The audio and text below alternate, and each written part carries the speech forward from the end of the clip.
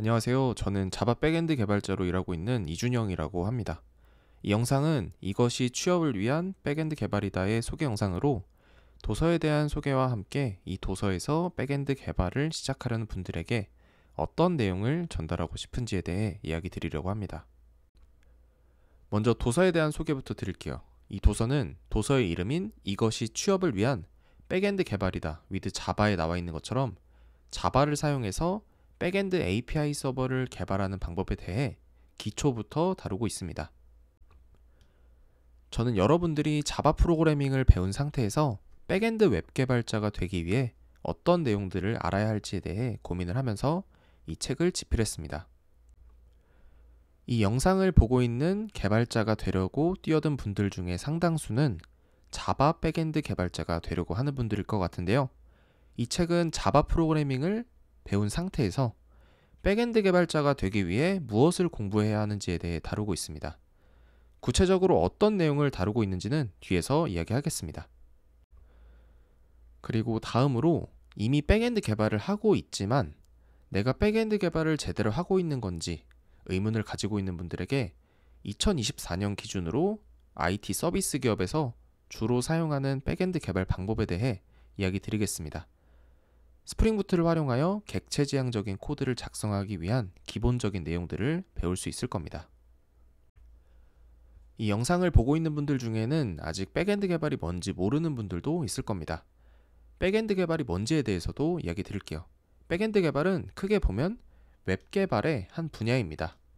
웹은 여러분들이 지금 이 영상을 보고 있는 유튜브 같은 서비스를 만들 수 있는 일종의 플랫폼이자 약속이라고 볼 수 있습니다.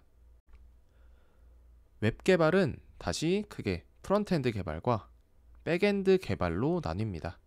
프론트엔드는 사용자들의 눈에 보이는 영역입니다. 주로 HTML이나 자바스크립트 같은 언어가 사용됩니다. 백엔드는 이런 프론트엔드에서 필요한 데이터를 저장하고 처리하는 역할을 합니다. 여기에는 API 서버가 필요하고 많은 경우 데이터를 저장하기 위해 데이터베이스가 사용됩니다. 여러분들이 하게 될 백엔드 개발은 주로 여기 있는 API 서버와 데이터베이스를 다루는 일인데요. 그럼 여러분들은 백엔드 개발자가 될 거니까 백엔드 개발만 하면 될까요? 물론 여러분들이 결국 집중해야 하는 부분은 백엔드 개발이 맞지만 저는 프론트엔드에 대해서도 어느 정도 아는 게 백엔드 개발자에게 크게 유리하다고 생각합니다. 우리가 만드는 API 서버는 결국 프론트엔드와 상호작용을 하게 되어 있습니다. 만약 프론트엔드 개발자는 프론트엔드만 알고 백엔드 개발자는 정말 백엔드만 안다면 이 상호작용하는 부분을 개발하는 건 아주 고통스러운 일이 될 겁니다. 따라서 저는 프론트엔드 개발자와 백엔드 개발자 둘 다 상대방의 개발 영역에 대해 어느 정도는 알고 있는 게 좋다고 생각합니다. 따라서 이 강의는 백엔드 개발에 필요한 최소한의 프론트엔드 지식에 대해 다루고 있습니다. 또한 이 둘이 상호작용할 때 사용하는 프로토콜인 HTTP에 대해서도 다루고 있습니다. 자, 그럼 백엔드 개발이 뭔지는 간단히 알아봤고, 그럼 왜 하필 자바 백엔드 개발자가 되는 걸 추천할까요? 애초에 추천이라는 것 자체가 주관적이기 때문에 제 생각을 이야기하겠습니다.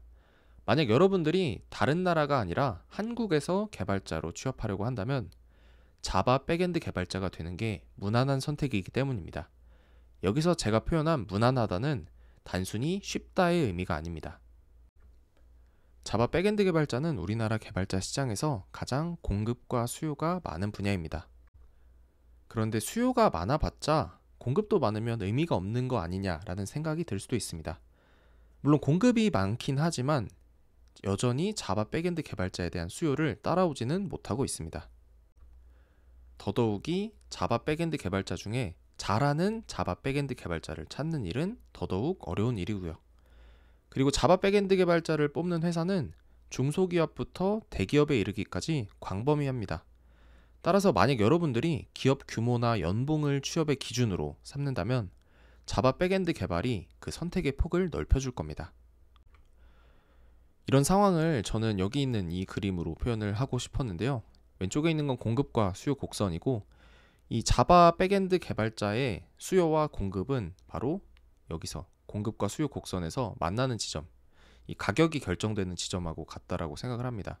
이 양쪽의 이해관계가 수요와 공급이 맞기 때문에 자바 개발자가 여러분들이 취업하기에 나쁘지 않은 좋은 시장이 된다라고 생각을 하는 거죠.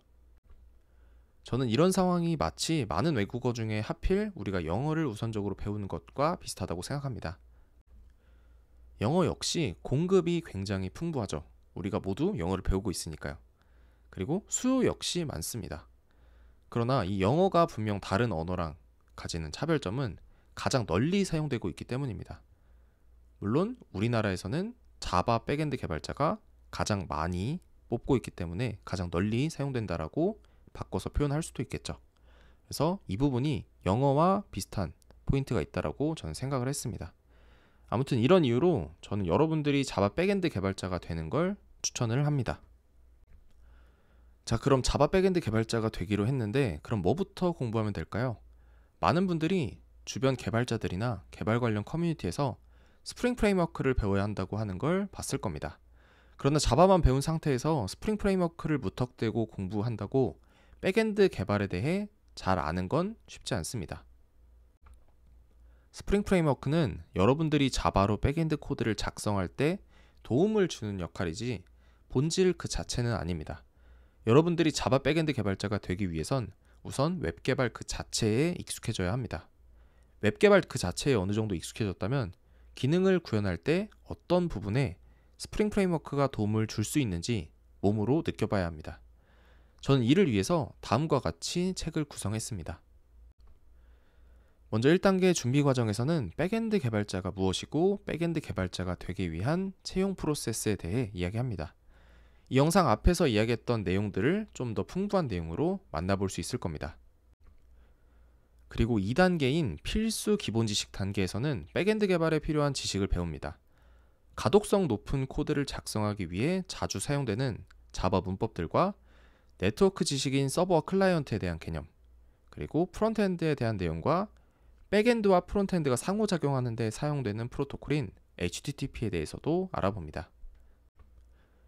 다음으로 3단계에서는 본격적인 백엔드 개발을 해봅니다. 상품 관리 애플리케이션을 통해 백엔드 애플리케이션을 어떻게 만드는지에 대해 알아봅니다. 기본적인 기능 구현부터 시작하여 객체지향적인 코드를 작성하는 방법과 데이터베이스를 활용하는 방법에 대해 다룰 겁니다. 바로 여기서 스프링 프레임워크가 자바 백엔드 개발에 어떤 도움을 주는지 알게 될 겁니다. 마지막으로 4단계 실전 과제 테스트에서는 앞에서 배운 내용들을 종합하여 실제 채용 과정에서 출제될 수 있을 만한 백엔드 API 애플리케이션을 개발해 봅니다. 처음에는 쉽지 않겠지만 반복적으로 구현하다 보면 어느새 백엔드 애플리케이션 개발에 익숙해질 겁니다. 여기까지 책 소개를 겸해서 백엔드 개발을 시작하려는 분들께 드리고 싶은 간단한 이야기를 말씀드렸습니다. 이 영상에 이야기드린 내용들 말고도 하고 싶은 이야기가 참 많은데요. 나머지 못다한 이야기는 이후 강의를 진행하면서 하나씩 풀어보겠습니다. 그럼 다음 영상에서 뵙겠습니다. 감사합니다.